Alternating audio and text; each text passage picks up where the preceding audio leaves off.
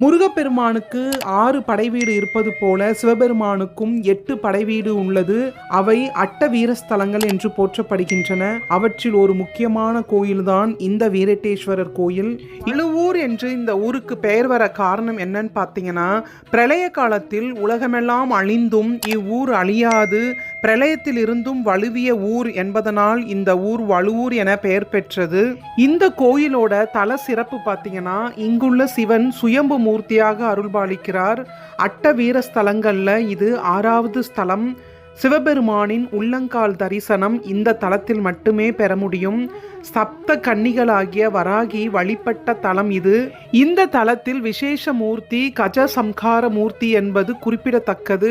இங்குள்ள மூர்த்தியை போல் வேறு எந்த கோயிலிலும் கஜ சம்ஹார மூர்த்தியை காண முடியாது. இங்கிருக்கும் மூலவர் சுயம்பு மூர்த்தியாக அருள்பாலிக்கிறார். மூலவர் கிருத்திவாசகர் என்றும் அம்பாள் இளங்கிளை நாயகி என்றும் அழைக்கப்படுகிறார். யானையை பிளந்து வீர நடனமாடி வரும் சிவனை பார்த்து அம்பாளின் இடுப்பில் இருக்கும் முருகப்பெருமான் அதோ தந்தை வருகிறார் என்று சுட்டி காட்டுவது போல் சிலைகள் உள்ளன. 48,000 மகரிஷிகளை தலத்தில் தவம் பெற்று ஞானோதயம் பெற்றனர் என தலவரலாறு கூறுகிறது. தீர்த்தங்களில் சுவாமி சன்னதிக்கு எதிரே உள்ள ஈசான தீர்த்தம் அல்லது பாதாள கங்கை விசேஷமானது.